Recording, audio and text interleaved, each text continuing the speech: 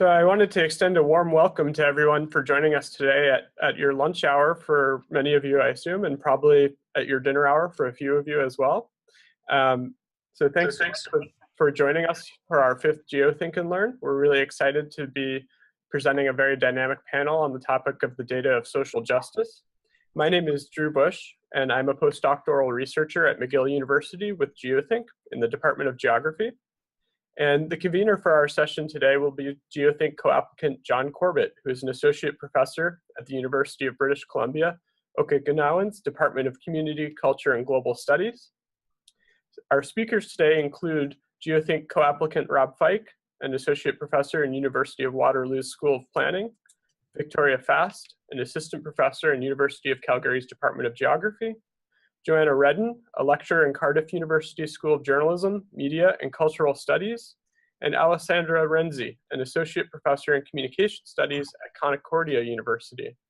Before I turn things over to John Corbett, I wanted to just go through a few things that as an attendee that you'll be able to do to take part in our session after the speakers finish their presentations. If you look, I believe at the bottom of your screen, you'll actually see a couple different buttons. And you'll see one that is a chat button. So you'll probably already have noticed that our speakers have been chatting, as well as our Geothink project manager, Sonia Solomon. And this is a place that if you have thoughts that you'd like to share with our panelists, or if you have ideas that you would like to write about, we've had very lively discussions in this chat panel. As well, if you'd like to ask questions of our speakers, you can see as well that there's a Q&A button at the bottom of your screen. And so on that Q&A button, you'll actually have a chance to pose your own written questions to our speakers. Keep in mind that today's session will be video recorded and posted on Geothink's site and shared as well. And so if you would rather that your name not appear there, there is a button that you can press to make it anonymous. And our speakers will be responding to questions in that feed as well as they're posed. And then finally, you'll see an option where you can raise your hand. And what that does is if you raise your hand, I will actually see that you're raising it. And during our Q&A session, I can promote you to share your video. And you can ask an actual question of our speakers live during the session and be a part of our video recording as well. A couple other quick notes. Keep in mind that if you're on a mobile device or a tablet, all of these options should work the same for you. But if you did dial into today's Geothink&Learn using a landline or a cell phone, unfortunately, these options aren't available to you to be able to take part in today's session. But we hope that you really enjoy listening in on what we're going to talk about today. And so without further ado, I will turn over our session to our convener, Dr. John Corbett, and he will say a few words about Geothink as well before he gets started with his presentation. Thank you, Brilliant. John. Thanks so much, Drew. I appreciate that enormously. So I'm really happy to be here. And actually, some people might be having dinner and others lunch, but I'm actually just finished my breakfast here in BC.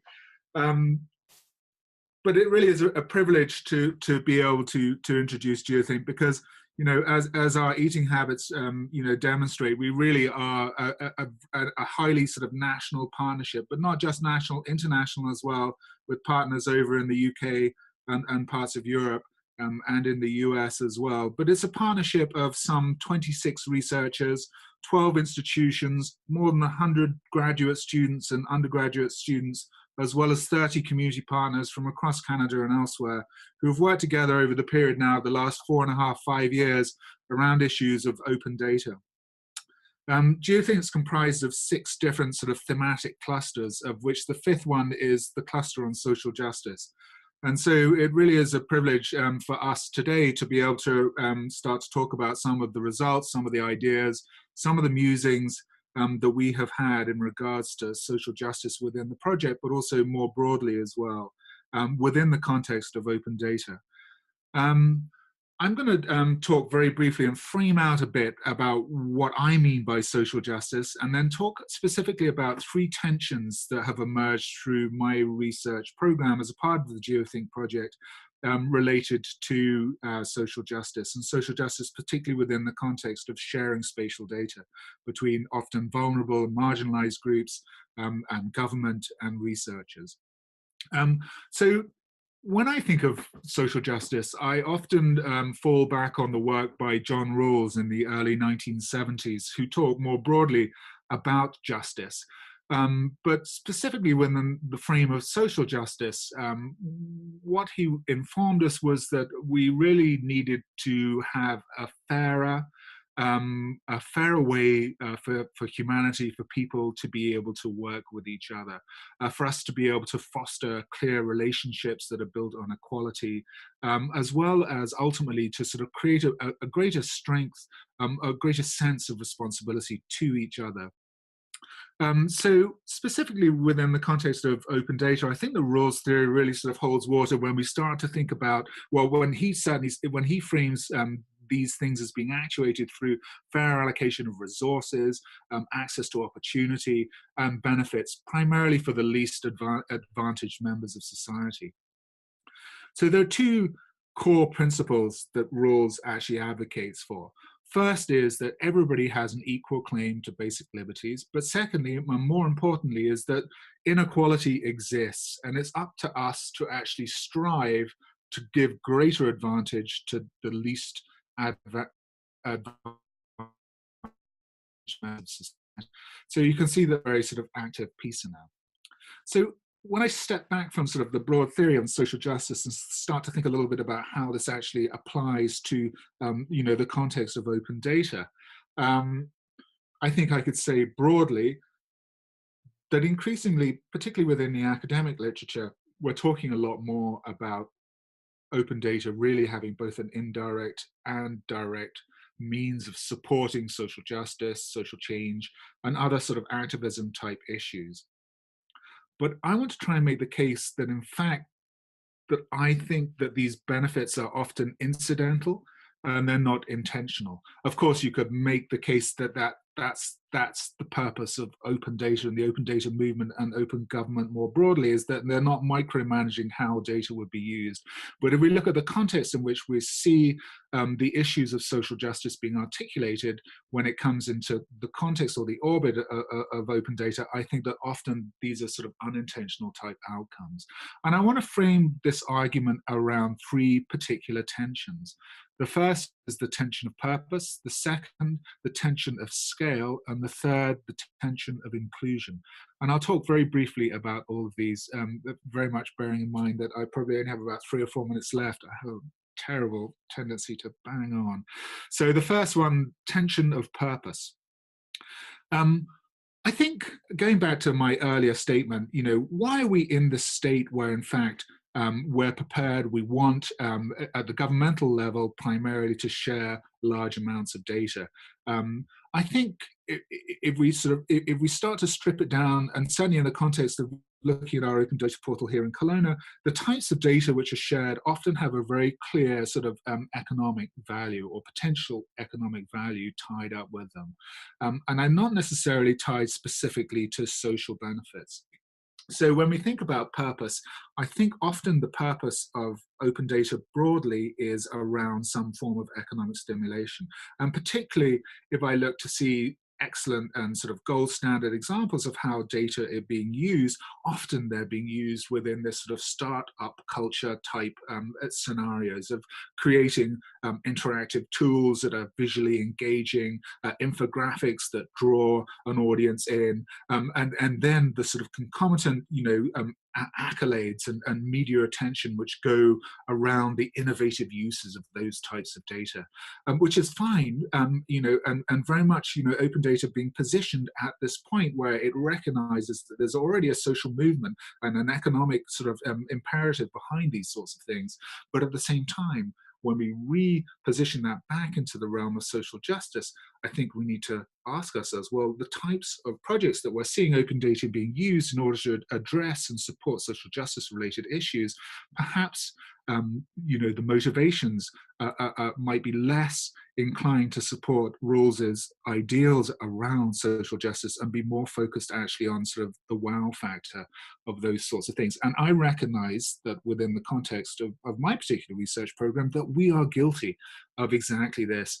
We, just for the sake of the 55 participants now involved, we've just finished a large interactive open data portal addressing issues of homelessness in and around the central Okanagan.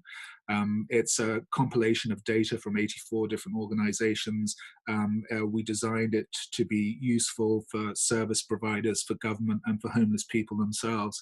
But I recognize, you know, within the complexity, first of all, of what we did, but also in the intent and the outcomes of how we attribute value to this particular type of research project, that there are all these sort of murky and less than you know, purely motivated type intentions behind them. So we have to be cautious that when we think about open data, we're not using it to objectify the issues of inequality, and that we ensure that the messaging behind the use of this type of data is not fleeting, and that it truly supports the day-to-day needs of the communities who we're working with. So secondly, the tension of scale. And when I think about scale, I think here both within the context of both power and also of time. So if we look at the scale at which open data is often made available, I think that we can make the case that it tends to be very high level. Partially it's related to the resources available to actually support these sorts of things, but if we imagine at the national level, at the provincial level, and I've made this case a number of times at the large city level here in Canada. Then I say the large city level because I think obviously, you know, cities like Montreal and like Toronto, where we have a number of partners on the Geothink project, are much better positioned to be able to support, you know, the how we say, the distribution of large sets of data, and then for that data in turn to then, you know, have traction within, you know, within sort of useful day-to-day applications and perhaps social justice related issues. But at the same time, I think that there is a disconnect between the scale at which the data is offered and the ability for local communities to actually be able to work with that data. Partially, it's a sort of cartographic scale thing, but there's also a power imbalance within that. And particularly, I want to now frame this within the context of work that we've been doing with First Nations communities up in Northern Ontario and in British Columbia, also part of the Geothink project around accessing and using open data combined with community data in order to make sense of the referrals process. So the ability by which resource extraction companies actually, you know, can go ahead with extraction, the extraction activities in the north. And there we've relied heavily on provincial level data. But of course, the provincial level data, it only really starts to have context within a social justice and First Nations context when it's actually juxtaposed with community data. So first of all, this is a scale difference between the types of data used, the rigor behind how that data is actually collected. 1 minute left, Andrew. Geez, man, I'm gonna have to move fast. Okay, and so I think there's a tension that exists there. But also, I think when we think about the community level, how we can continue to access and use open data, we often forget this within a community context. And again, I'm guilty of this. You know, we step in, we work with communities around different projects, but we use a snapshot of data. But we also understand with a lot of the data which is used around land use management, particularly things like forest concessions, the data is constantly changing. So within the First Nations context, in order to be able to capture the sort of, you know, the benefits of this moment, you know, requires a continued impetus around, you know, mining, scraping, and actually making sense of that data that often local communities are not in a position to be able to actually capitalize on. And my third tension, the tension of inclusion. And here, what I really am thinking about is the level of involvement of vulnerable populations in the design and in the analysis of the use of open data. And I draw particularly on an article that was released just last week by Sally Keller in the Computational Statistics Journal, where she says, engagements articulated as researchers and civic leaders working together to identify the questions, execute rigorous yet flexible processes to build local sustainable community learning cultures. She's talking about the role of open data to actuate social change. But I think the way that she frames it is so typical of the way often that we actually work with open data, where we have experts who basically create the questions, design the tools in order to objectify the issues. And so this tension of inclusion, of participation, of working directly with vulnerable communities to actually involve them in the design and the development of the tools which will actually represent them, I think is really important.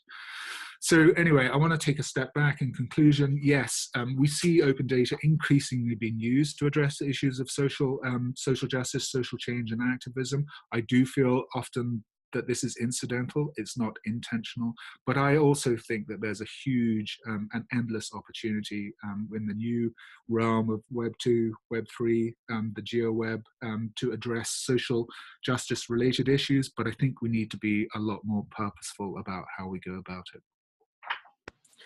Thank you, John. And now we'll hear from Dr. Rob Fike at University of Waterloo. Thank you, Drew. Thank you as well, John.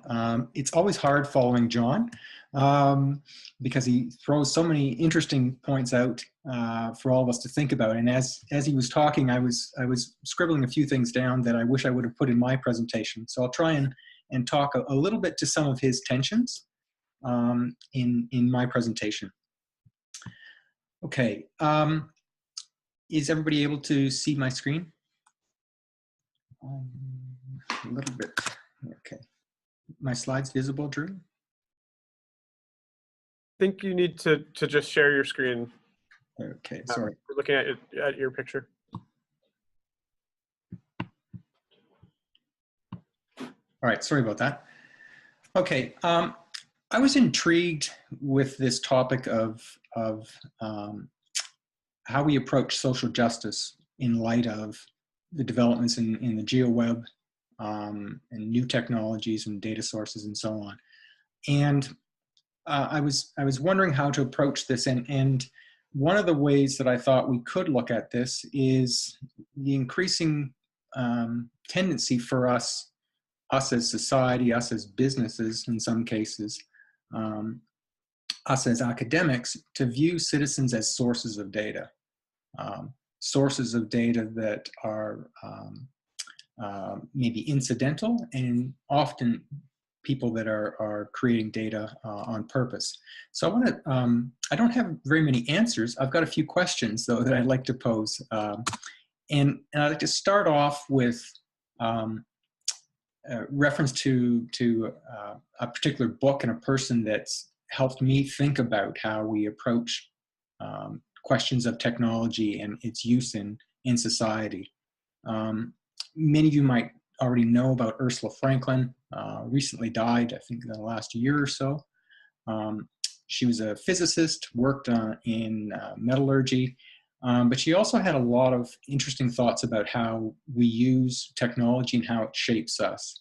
And she characterized it in a Massey lecture quite some time ago as technology being a form of culture. It's a practice and it's accepted ways that we go about completing tasks, controlling individuals and groups, and defining content, which leads us to points of technology and data not being neutral, and technology and data also never being bias-free. They're created by people with particular purposes. We may then use them for some other purpose without understanding that. And as a result, we may be misrepresenting some individuals. The GeoWeb and the tools and data services and so on that have come about over the last few years have really changed the way citizens interact with each other, with government, and with businesses. And there are a lot of ways that citizens are becoming data authors. They're key users of open data, as John mentioned, and I won't talk too much about that. I'm going to talk more about how citizens are increasingly becoming purposeful creators of spatial data, whether they're interacting with a web map for the local municipality, participating in a survey for improving their community in some fashion, or they're engaging in citizen science, or some other means that they're actively creating spatial data. And the new devices that we have for these, whether they're personal devices, the new services that are being offered through geospatial technology, has the promise, at least, of improving our ability to share local knowledge, to improve the way that governments and citizens communicate with one another, and how citizens can communicate with one another. And we can also create new data that we didn't have before. So we can learn about new problems. We can learn about old problems in new ways from different perspectives. That's the optimistic side of it, to some extent. We also have a lot of passive authoring of geodata. And here we're looking often at traces that we're leaving behind, digital traces from our transactions as we get on to smart transit, perhaps through social communication, through a variety of different ways that we might use an increasingly instrumentized environment that we're in.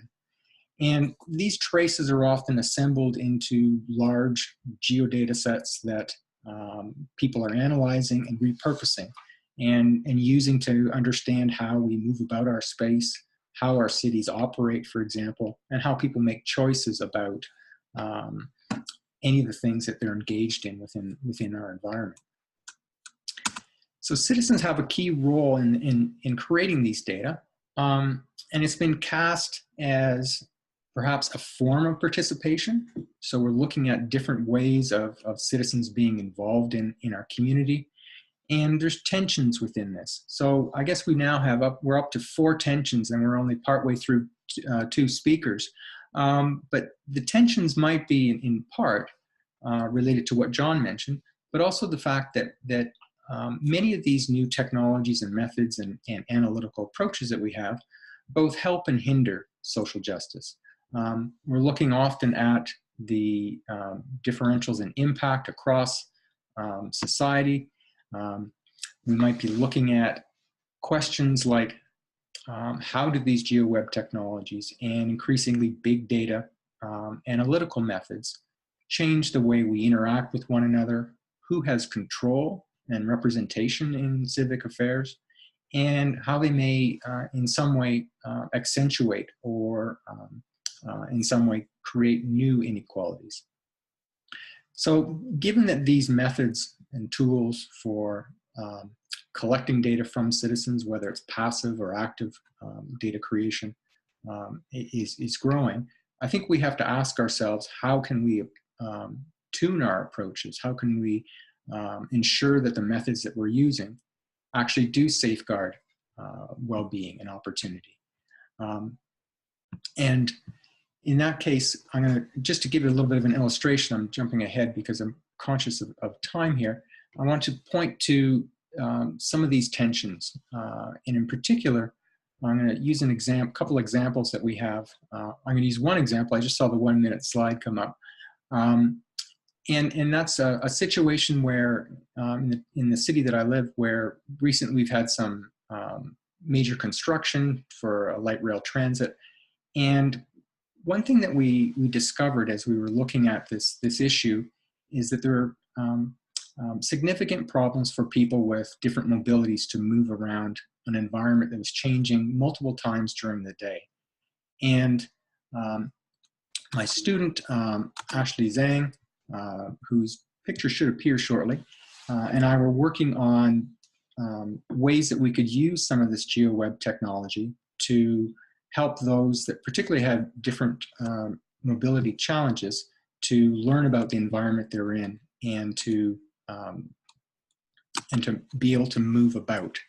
And so we were looking at this idea of using citizen-generated data, or VGI, in this dynamic context to help them develop personalized ways through an environment that was changing almost on an hourly basis at times. And we were seeing this as one way that we could think about approaching issues of data quality and the adoption of this type of data into a municipal context. We in fact learned more about how people might go around government, how they might use their own informal and personal networks. And particularly, we learned a lot more about how we're challenged in our use of geospatial data and use of geospatial technologies to actually represent the differences in society, the differences in mobility and so on. Where in this case, we'd had obstacles that would appear throughout the day as with construction, and often it would be said as conveyed as if the path was clear for others to go, when in fact if you were in a wheelchair you wouldn't be able to. So I have a few more things I'd like to talk about. Well, I'll look forward to catching up with you a little bit later on. Thanks. Thank you, Rob. And our next speaker is Victoria Fast from the University of Calgary. All right, can you see my screen? You guys got it? Good.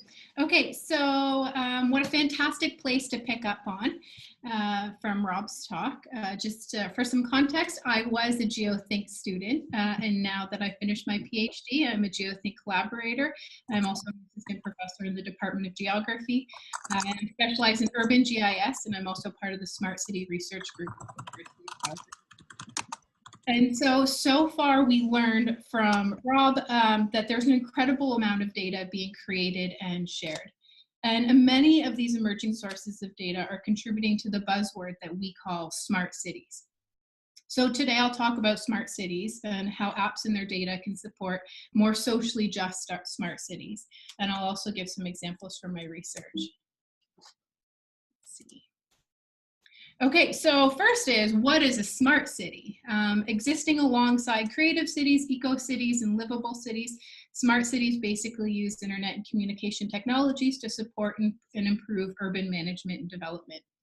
And so a great example of that is transit apps. They help me, and I'm assuming many of you get around. This is just a screen capture from my phone of the transit apps that I have.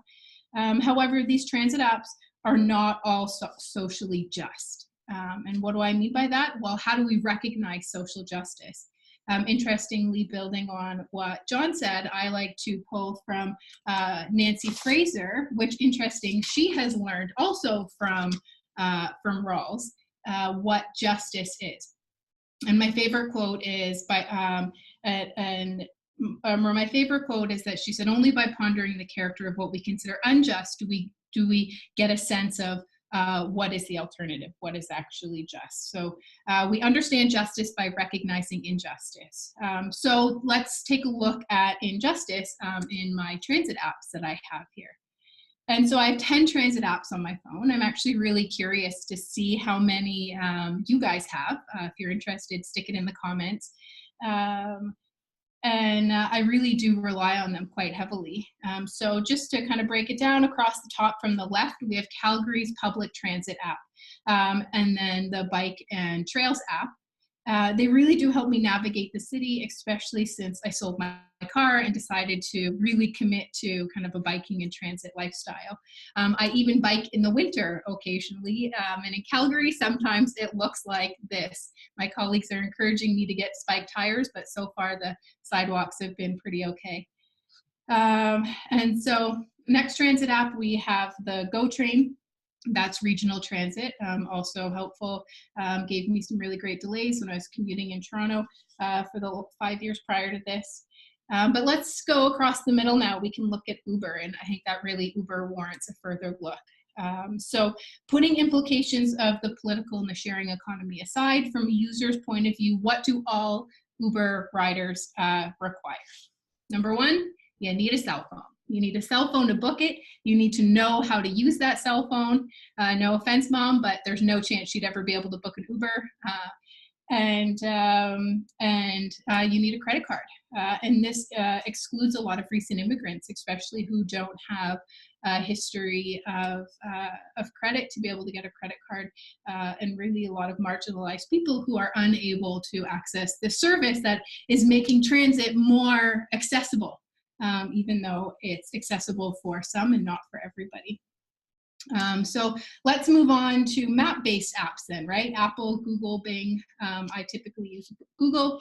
So there's a growing number of options to support getting around, right? We can drive, we can take transit, we can walk, we can ride a bike, and now we can even hail an Uber. So where's the injustice there? I'd say the injustice is the bike one, when it tells me it's going to take me 20 minutes and it really takes me 30 or 35 minutes because it doesn't fully get the hills in Calgary going. But that aside, there's really no options for somebody who wants to travel, somebody with a disability or mobility issues. And so how there's no little handicap sign, a little icon there to help somebody with mobility issues get around is well beyond me. It's a huge oversight, I think, in the smart city. But let's look a little closer even at the walking directions. Here's the walking directions for me to get where I am in the University of Calgary and Earth Science and get to the mall. And so it's quite a busy area, but you can see these walking directions have me going across a 6-lane road. Not even on the sidewalk. So never mind somebody with mobility concerns, somebody who, you know, has life value and doesn't want to walk in the middle of the street there or not be illegal. So again, I think these are some really problematic ways that we understand mobility through mobility apps. And so then across the bottom, we have Car2Go. It's outside my area because I'm not cool or rich enough to live downtown. And then there's Waze, also really cool crowdsourcing traffic app. It was purchased by Google for just over $1 billion in 2013. So any of you prospective students out there looking for maybe a good career option, maybe developing a cool transit app could be something. And then lastly, there is my favorite app, Access Now. It was founded by the fiery and talented Mayan Ziv, and it's a mobile navigation tool that provides users crowdsourced accessibility information. It's categorized by accessible, partially accessible, patio, accessible or not accessible. And it allows people with disabilities to travel to locations with more certainty while empowering the community to create data, awareness, and capacity around accessibility challenges. And so while it helps people with disabilities know where they can and cannot go, it doesn't give them information on mobility. And so mobility for people with disabilities, that's my poppy. We often travel around Toronto. We call them walking and rolling dates. But the number of times we have run into some really serious barriers that we couldn't get around are more often than not, in fact. And so mobility for people with disabilities is facilitated by curb cuts and ramps, picking up on what Rob said, and impeded by stairs. But we really just don't have data on these features to build accessibility into apps, right? There's just no data for Google to incorporate that, or for Waze or for Bing Maps to incorporate that. And so how someone with a disability gets from point A to point B still hasn't been solved in the smart city. And to me, that is a large injustice, right? If we think about going back to Fraser, justice is the overcoming of injustice. And that's why my research program revolves around creating a digital and built environment that's accessible to all people regardless of ability. And again, digital environment, we often talk about the built environment, right? The curbs cut, the stairs, and the ramps, but integration into the digital environment, into the smart city, is just as important to help facilitate getting around. So some of my early work on this were really looking at sidewalk networks, doing network and routing analysis to understand connectivity and understand where these barriers are. One of the biggest challenges, getting data detailed enough to even be able to do this analysis. Getting the sidewalk network for all of Calgary was quite a challenge in the first place, but we got it with my first master's student. She just graduated in December. We looked at the spatial accessibility of healthcare facilities by car in the city of Calgary and by walking. And so we use the sidewalk network. According to Health Canada, a primary healthcare facility is accessible if you can get there in 30 minutes. Well, it assumes that you're driving. And so just by looking at the walking network, we're able to see that there is huge shortage areas. About 400,000 people in Calgary, if we're going just by walking or transit, don't have adequate access to primary healthcare facilities. We're also working with the student, start with the area we know best. We're trying to look at campus mobility, and we're doing accessible evacuation planning. So right now, if you're in a wheelchair and you want to get from point A to point B, or even if you're just walking, we have such crude information, but really the walking networks and the mobility networks throughout the campus are far more complex than this. And so it's a really exciting research program. I'm excited to continue to work on this and to set this up. And I'm always looking for grad students. Here's my shameless plug. Hopefully nobody cuts me off. I'm looking for grad students here at the University of Calgary to do a master's. This is the view that you'll have from your office if you choose to come work here. I know you guys are laughing. And so we accept for September, I guess, 2019. We already missed the last January deadline, but for this upcoming January, it'd be great to get some applicants to help me work on building a more accessible city for all people. And with that, I'm done. So thanks so much. I look forward to the discussion. Thank you, Victoria. And now we'll hear from Dr. Joanna Redden from Cardiff University. Hi, everyone. First, I'd like to say thank you, Geothink, for having me. Thank you to everyone who's part of this panel. I'm feeling really inspired. I will get going here and launch into my talk. Okay, so I decided to enter this conversation by thinking about what are the social justice implications of datification. And from my perspective, I'm thinking a lot about what we need to know, because what I do is I study how governments are making use of big data and what that means. And I'm thinking a lot about what do we need to know in order to understand the social justice implications of datification from that perspective.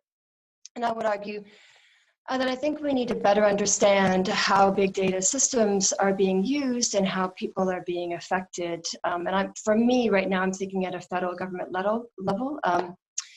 So I and my colleagues at the Data Justice Lab, we've been starting a number of projects to try to investigate the social justice implications of datification, and I'm going to talk about two today.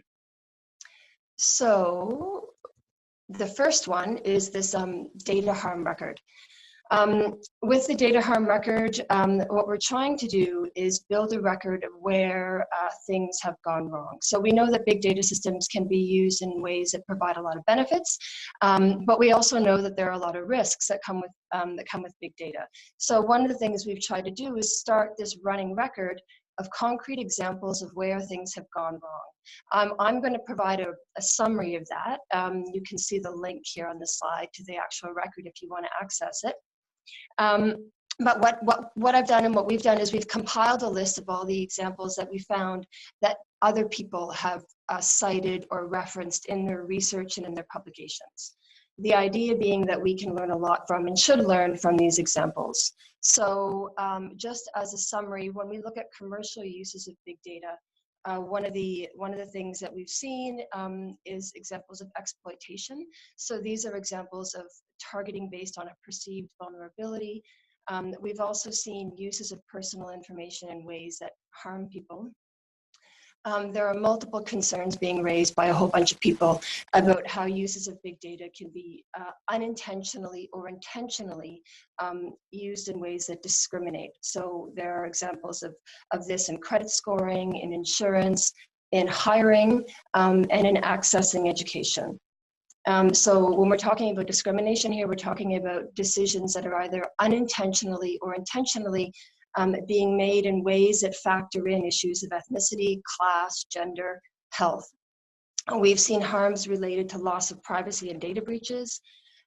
We've seen physical injury due to the increased monitoring of workplaces. Some people are talking about how this can lead to increased pressure on workers in ways that they can't physically sustain, they can't meet their targets. When it comes to political uses of big data, this has been in the news a lot lately. So when we talk about fake news, bots, and filter bubbles, people are talking about how this can lead to political manipulation and social harm in relation to democracy. When it comes to government uses of big data, some of the examples of harms that have been detailed by others are related to automated processes, but also related to errors that are connected to the quality of the data themselves. So we've seen examples of how errors can affect someone's ability to access services or support systems that they should be able to access, how it can affect someone's ability to get employment, how can it affect the ability to travel, how it can lead to wrongful detention and deportation. When it comes to algorithms and machine learning systems, people like Cathy O'Neill and ProPublica have been talking a lot about algorithm machine bias, and their research into predictive policing and predictive sentencing shows the potential to over-monitor and criminalize marginalized communities and the poor. So I think we can learn a lot by putting all of these examples of harm together and starting to see what kind of picture is emerging. That data harm record, the data harm record I'm talking about, is a transnational survey of research, right? So I'm talking about examples that have come up in Australia, New Zealand, the US, the UK, etc. Okay, I'm going to shift now, in the interest of time, to the second study that I'm going to talk about today. And this second study is a study of big data and the Canadian government. And so what I've been doing here is investigating how big data is being used across the Canadian government. And this study relies on interviews. So I've interviewed 23 people. It relies on freedom of information requests. So requests that have been filed with 16 departments and agencies, and then kind of analyzing the output of all of this. What we've done is we've attempted to map where and how big data is being used across government. And then what we're trying to do is consider what civil servants are saying. So what are civil servants saying about the benefits and the risks, about their concerns, and about the opportunities they see in relation to big data? And I'm going to go through these pretty quickly, again, in the interest of time. But when it comes to benefits and promise, there are a lot of benefits that civil servants are identifying in relation to how big data can help. I'm only going to reference a few here. So there are benefits in relation to how big data can help accelerate research. There are benefits in how big data can be used in ways that customize and improve program and service delivery and development. And I'm happy to get into this in the Q&A in more detail, or I could even see now I can post in the chat kind of my overview summary paragraph. When it comes to the concerns and challenges that are being identified, and this is where I'm going to spend more time talking because I think this relates specifically to questions about equality, social inclusion, inequality, etc. So there are concerns that are being identified in relation to privacy and security. So anonymization is really difficult and poses a challenge. There are concerns about linking databases and how it might enable deeply personal portraits of people. There are concerns about lack of data science skills, infrastructure, and data access, concerns about inaccuracy. There are silences. There's not enough talk about fairness and discrimination and the potential for big data to exacerbate discrimination and inequality. There's not enough talk about the larger implications of changing information systems and what this means in terms of how social problems are identified and dealt with. Okay, so to wrap up, what we know that people are being negatively affected by big data practices. We know that marginalized communities tend to be more negatively affected than other groups, and this has really important future implications. We know that often these technologies are being introduced with very good intentions, and that as they are being implemented, civil servants are raising really important concerns. What we don't know where and how big data systems are being used across government. We have anecdotal examples, but I don't think that's enough. We don't know how the concerns that are being raised by civil servants are being dealt with. And we don't know what steps are being taken to ensure fairness and equality. What we need, I would argue, we need more transparency that focuses not just on open data and making more data accessible, but more transparency in relation to practices and processes. So I would argue that we need maps detailing where and how big data applications are being used, but also maps that include information about how citizen data is being collected, how it's being shared, and how it may be being repurposed, as Rob mentioned earlier. I would argue that we need more government data literacy programs to actually provide people with this information, but also how to interpret the information about how their data is being used and shared. So what kind of, and this is something Fenwick McKelvey talks about, so information that actually provides people with a means to engage meaningfully with ongoing debates about big data changes. But of course, transparency is not enough, so we need more systems of accountability. Cathy O'Neill suggests auditing across the stages of big data projects, and I think that's a really good idea, not just the beginning at the end, but auditing across these projects as they're introduced, and then making those audits more transparent and open to civil society critique. So what I'm pushing for here is an actual encouragement of dissent. Okay, and the last one, more means for meaningful citizen intervention. We are entering a new big data world, and we don't know yet how we're going to be implicated. We know for sure that it won't be the same for everyone. And so if we want to do our best to make sure that we do it right, then we need to involve civil society much more and make meaningful intervention possible. And that's it for me. Thank you. Thank you, Joanna. And now we're here from our final speaker, Dr. Alessandra Renzi from Concordia University. Hi, everyone. Thank you for having me. It's really great to hear all the work that the other speakers are doing, and it's interesting to see how it ties in with the kind of work that I have been doing. So I am going to present some of the results of my field work that looks at the ways in which activist groups are actually fighting back against different kinds of different processes of datification and different kinds of data and open data that is being used for smart cities. I am interested in the use of data for activism, not just as because of how it creates different kinds of inequalities by limiting access to certain people and certain bodies, but also because of how data fosters certain kinds of assemblages, urban assemblages, cultural assemblages, but also certain kinds of subjective assemblages. So the way in which data shapes not just the built environment, but also the individuals which inhabit it. And the kind of work I've been doing in the last few years has been taking place in Jakarta in Indonesia, where I have been collaborating with anti-eviction activists in the informal settlements of Jakarta, also called kampungs. And the kind of work that we've been doing has revolved around collaborative media production, but I've also at the same time been investigating the way in which data is being produced top-down through different processes of modeling, computational modeling and urban modeling of the city itself, and how that kind of modeling is being opposed or fought against by the community groups through processes of counter-modeling.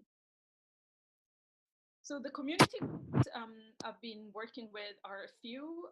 I'm going to talk here about the work I've been doing with UPC, the Urban Poor Consortium, which is a coalition of grassroots organizations in a variety of different cities in Indonesia and in Jakarta in particular. I've been working, who have been working for years producing data themselves to try and improve the status of the kampungs. Fighting for the legalization of the property, but also for the improvement of the infrastructure. And they've been doing so by mapping the spaces, but also gathering different kinds of data, demographic data, cultural data. They've been mapping not only the spaces and the infrastructure available, but also, for instance, the dreams of the people who work in these spaces. But let me backtrack for a second and say a few things about Jakarta itself. So Jakarta is the second largest city in the world. It has over 30 million inhabitants, and it has a smartphone penetration of 47%. At least this was the last data from June 2016. And in general, Indonesia has 260 million people living there and has 340 million mobile connections. So you can see how certain kinds of technology are really diffuse and easy to find in the environment. One thing that is interesting about Jakarta that has been happening is there has been a large and very strong push towards modernization in a variety of forms. And one of the ways this has been happening is through the creation of large condo buildings and what they call worlds, which are mixed shopping, business, and condo living arrangements, which take the same structure and reproduce it over and over in the city. So even the stores themselves are in the same spot in all these different areas. And so they function as interfaces for commerce, but also for the subjectification of the inhabitants of the city as cosmopolitan individuals who have access to specific contemporary, modern, clean living environments, air-conditioned environment in a city which is very polluted and hot and chaotic. The other way in which the city is being remodeled is through the construction of large infrastructure projects for water management. What you see here on the screen is a design for the giant Garuda seawall, which is a large dike built on 17 reclaimed islands that is supposed to prevent Jakarta from sinking. Jakarta has been subject to large flooding as well as a serious land subsidence in the last few years. And in some spots, it's been sinking at rates of a few meters a year. So the Garuda seawall is it's a very controversial project, and meanwhile some of its fancier eagle-shaped constructions are not being have been cancelled, but some of the reclamation is still happening, and it's really impacting the city. And at the same time, the different kinds of waterways which are causing the flooding are also being normalized. That's the term that is being used, by straightening the waterways. But in general, these projects, what they're doing is remodel the city by basically making certain kinds of infrastructure legible, assigning data to it, and then by erasing the informal infrastructure of the city. And this is where the work of UPC comes in. So what we have here is a tension between the formality and the informality of the city in a way that can be seen as a tension between what gets datified and what doesn't get datified, what counts as data and what doesn't count as data, but also how that data itself gets mobilized. So in the last few years, large eviction projects have taken place, and this has affected hundreds and hundreds of families in the city. And the evictions come in the wake of not only these large infrastructure projects and construction projects, but also in the wake of a move towards the financialization of real estate investment. And so what we have here is that different kinds of data are making up the city and creating this landscape against which the activists are fighting back through the mixing of credit, demographic data, but also financial data with very obscure operations, and different kinds of social media data, which is constantly circulating in the city, where everyone is attached to their phones. So what UPC has been doing has been collecting this data, and together what we did was run a series of research studies to produce information visualizations, data visualizations that make accessible the knowledge about flooding and the knowledge about the eviction and the plans for evictions to people in the kampungs.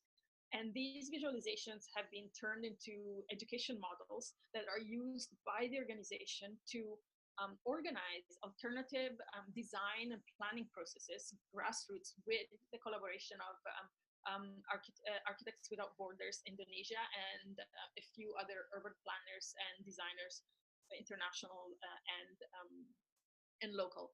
And this approach, trying to make the components themselves sustainable spaces that use different kinds of data that look at sustainability in the long run and climate adaptation, is the attempt by these groups to try and make themselves relevant in the city. So in a way, they're still trying to become datafied. They're creating their own narrative about how to use the data, but they're trying to get on board into a process that is very much top down by using more creative strategies, and also the symbolic power of researchers like me and the architects, while integrating their local knowledge.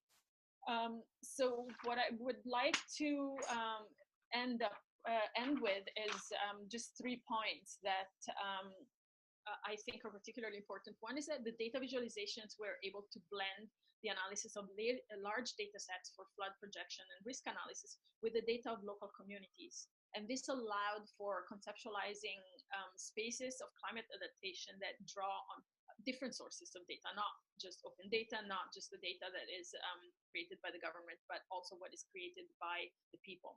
The second point is that the project points to the process of bringing about data justice in a way that is transparent and is horizontal, and that really values the input of the people who are the subject of the data and constitute those data bodies. And then the final one is that this process also shifts the subjectivity and reinserts the data, the body of the kampung dweller into this process of datification by creating different kinds of relationships among the communities themselves, and also among those who are entitled and able to circulate certain notions and certain kinds of data, and the people who are usually at the receiving end of the decisions that are made on the basis of that data. Thank you. Thank you, Alessandra. And now, before we move into our Q&A session, I just want to remind all of our attendees the 3 ways that you can participate in the Q&A. At the bottom of your screen, you'll see a chat box where you can chat with our panelists as well as the other attendees. You'll also see a Q&A box where you can either pose your questions using your name, or if you prefer to not have your name in our video recording, you can pose them anonymously. And then finally, you can also raise your hand. So you'll see a button to raise your hand, which will give me the message to promote you to share your video and to become a part of our video recording. And you can pose your question live to our panelists. So to start us off, I think on our Q&A, we have a question already in our chat box for Dr. Alessandra.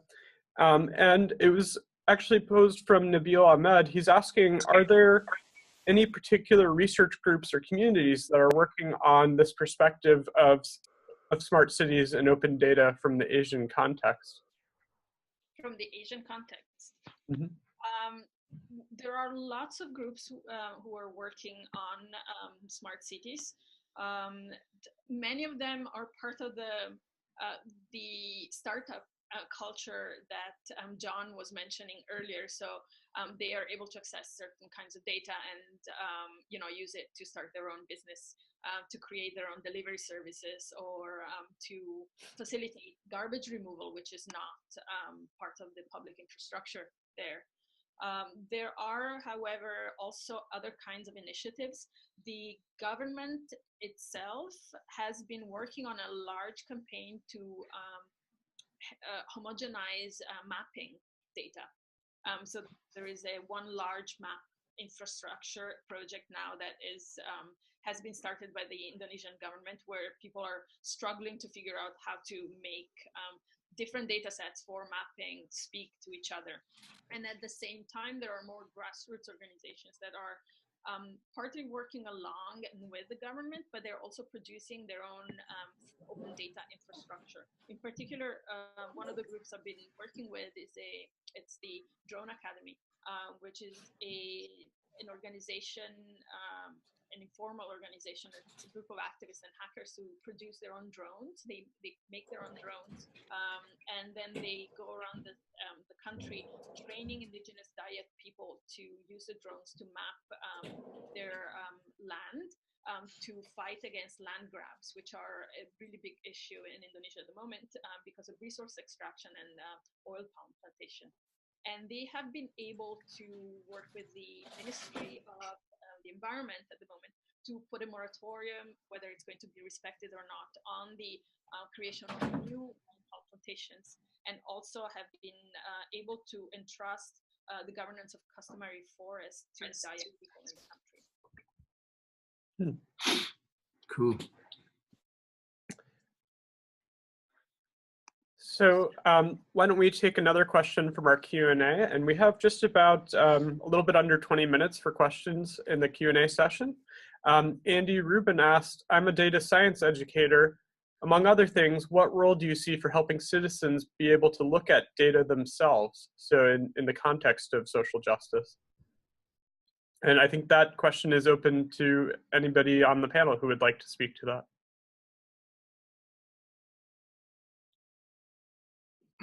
I could have a go at that.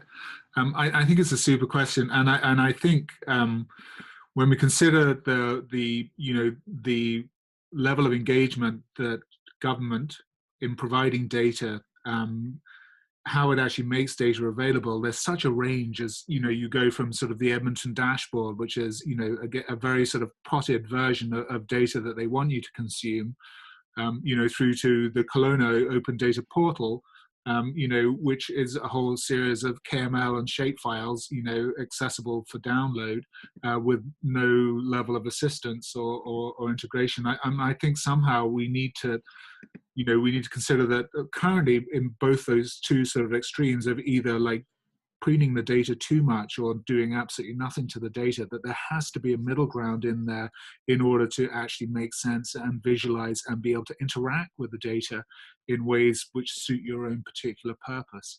And I think this is where we really need an innovation. I mean, of course, we have all these companies that are now, jumping on the bandwagon fast to try to provide these types of services. But again, they're often created with the client being the government in mind. And again, there's not much consideration given to the social justice components or the type of small community organizations that might, actually want to be able to work with the data in ways which they can, because often they don't have the resources available to be able to meaningfully engage in the long term with that data, but at the same time to still ask the questions that are important to them and not the data provider in the first place. But I think it's a good question, and I think that really it should be a focus of certainly some design and research considerations in the future. It's interesting that the question was posed along the lines of looking at data, right? What's the value of, what role do you see for helping citizens be able to look at data? I mean, making it available is a really important part of that, right? Putting the data out there and making it accessible for all, but that also highlights another challenge is who are these data available to? Great, and we're increasing that to more and more people, but increasingly the digital divide is morphing and changing. Who can analyze these data? Who can use them? Who can say something with them? Who can do something with them? And I think that's a completely different question, and it's really interesting to see how it's morphing what the digital divide was, right? In the early days of the digital divide, it was access to the internet and access to smartphones. But now that many people have access, not everybody, but far more than even just a couple years ago, it's about who can do something with it. Would any of our other panelists like to speak to this topic? Okay, so I'll move ahead to another question. Hey, Andrew, Drew, can we take on Renee's question there about the sort of the disconnect between large data and marginalized groups? Yeah, absolutely.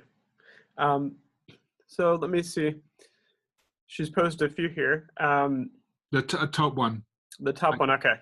So Renee Sieber, the head of Geothink, asked, there's data produced by marginalized peoples, and it's just small and heterogeneous. It gets dwarfed by the big data of social media, and that social media is seeding a lot of the algorithms we see. So how do we obtain a role for small data? Should we even attempt to integrate small data with big data? And might it be better if groups refuse to play along in terms of contributing their data? So a lot of, I think a couple different questions there for our speakers to perhaps unpack. Perfect question for a PhD thesis, eh? Can I have a go at this? Sure. I think that this is I think this is at the crux, I would hope, of what our particular theme related to social justice in Geothink has been attempting to try to get to grips with, because of course embedded within that power differentials, resourcing issues. It goes on, and so from my perspective is and I'll frame this within this work we've been doing with First Nations up in Northern Ontario and Northern BC. I think that in many ways communities are agile, or at least they have the ability to be agile, but often they don't have the resources to be able to actually implement that agility. And so what I mean by that is that juxtaposing it with government is slow. It's bound by restrictions and regulations. So Renee, you'll probably enjoy this. So a sort of Star Wars type, sort of metaphor here. The federal government is the empire, and local communities are the rebels, in the sense that there's a greater agility to move against these sort of these sort of lumbering beasts. But at the same time, the federal government and the government that's making this data available are the ones who are actually constructing the rules. So there's this entire structural inequality whereby the rules are consistently changing. For the smaller communities to be agile enough to be able to respond to that's really, really hard, because they don't have the resourcing in place to be able to actually support that agility in the first place. So I think it's a really important question. Should these types of open data usage within smaller communities and community organizations essentially not relate at all? Design the rules themselves so that they actually determine how their data is used, if their data is used. Because of course, when we put this in an Indigenous context, Indigenous information or Indigenous knowledge is not something, and I love that quote by Jules Pretty, it's not something which can be plucked like an apple from the tree. It's not just simply data to be shared because it's imbued with knowledge. It's not just simply data, it's not ones and zeros. So that's one thing. But also through sharing one's data out of context or within a certain context, that data in turn can then be taken out of context and repurposed into ways that was never imagined in the first place. So in some ways, yes, I agree with that. We need to consider sort of data within two streams. That local data, perhaps it has no place to even be positioned against big data, or if it is, it needs to be done in a way whereby the regulations and the restrictions around how that data is actually used are not designed in the same way that big data is actually shared in the first place. And so there are these sort of fundamental tensions between the two. But it's a huge question, and it really does, involve probably an entire, webinar in itself. Eh? Sure. So I don't know that we'll be able to get to every single question that has been posed, because we just have about 6 or 7 minutes left here for Q&A. But I did want to return to one question that an anonymous attendee had asked, and that Dr. Fike had answered in text form. But I wanted to hear perhaps the perspective of some of our other panelists, and that is, what are some of the central problems of using social media data for social justice? So problems that perhaps you've encountered in your own work.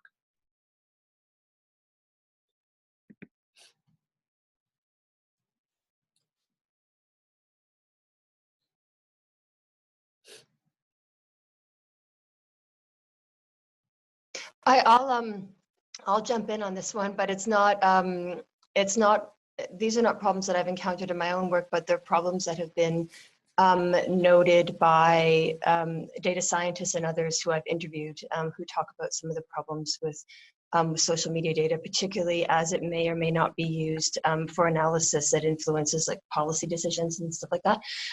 It also comes up a lot in other research, and one is that there are signal problems. So that would relate to groups of people who don't interact or communicate on social media for whatever reason, or communicate in a very different way. So people who might not have access to mobile phones, for example, or people who might not participate in Twitter, which tends to be dominated by those of higher income and higher education.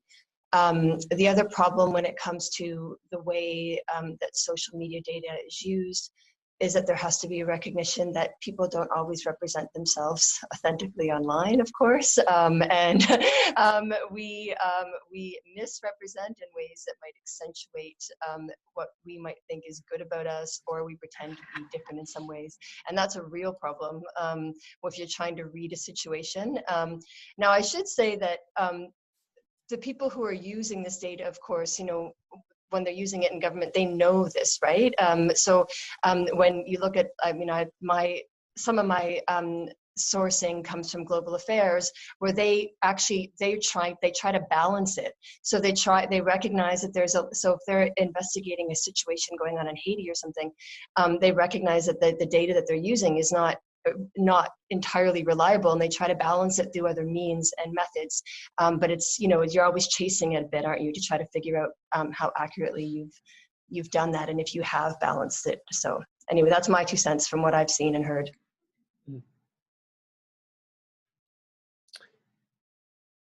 Okay, we can move on to perhaps one more question before we wrap up today. This one also comes from Dr. Sieber. She asks, how can we create meaningful public participation in an environment of passive data authorship as well as machine learning algorithms? So, big topic there, I think. Sorry, I don't want to hog, but can I just jump in on this one? And only because I've been teaching big data. I'm sure everybody else has too, but to undergrads and to grads.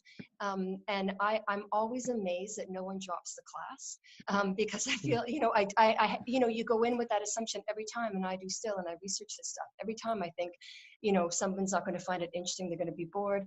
But I think that as big data gets implemented and how algorithms and machine learning and automated systems, et cetera, as they spread out across society, we're all impacted in different ways. And so there's always a way that someone is going to find a way in. And I think maybe it's about not approaching it as kind of algorithmic or machine learning or automated systems, et cetera, but maybe it's about saying, okay, this is how it's going to affect you in your community, and this is how it's going to affect you in your work, and this is how it's going to affect you in your education. So I think going at it in that way may be one way. We see one example of that with the Beyond 2020 Mapping Canada project. The goal is by 2020 to map all building footprints in Canada by the year 2020. And I find meaningful engagement comes from the application. Why does this matter? Why do we want to do this? And then we get people to engage more actively. I find in my work, even though I focus on the small data, not the big data, inspiring people about accessibility and creating accessibility advocates through this passive data creation or active data creation is really engaging, far more engaging than just saying, let's create data or whatever's passively made through social media. So to me, it's the application, it's the topic. Get people inspired, create advocates in the work that we're doing. Yeah, I'll just chime in on the passive participation a little bit. I was going to mention that a little earlier. I think this is something that we could probably devote another webinar to.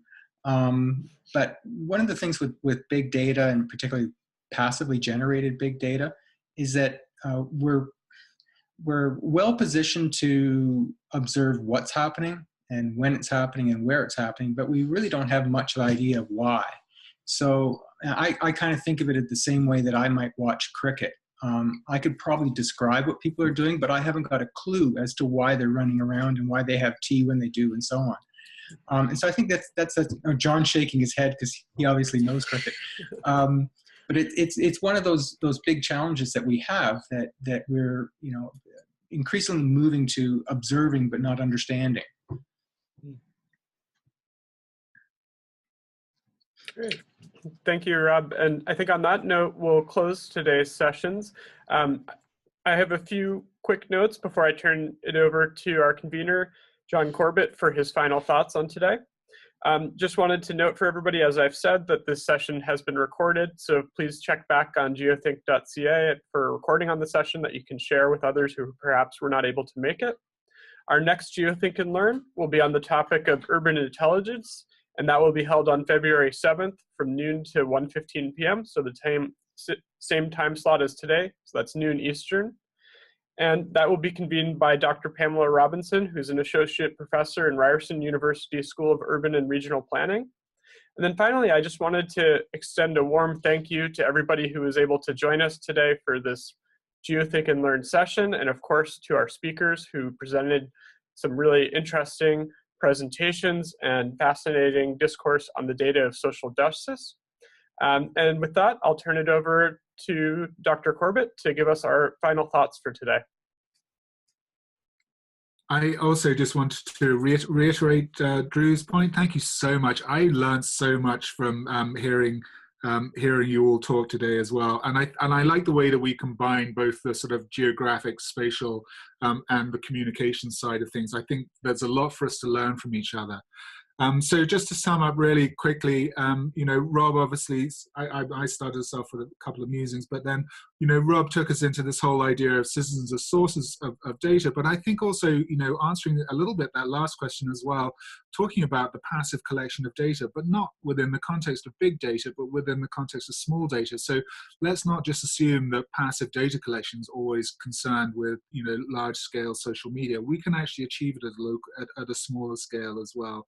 But also Rob reminded us quite clearly that sort of technology in itself is relatively neutral because it has the ability to both empower and marginalize at the same time. And so it's never just a simple, there's never just a simple way of looking at these things.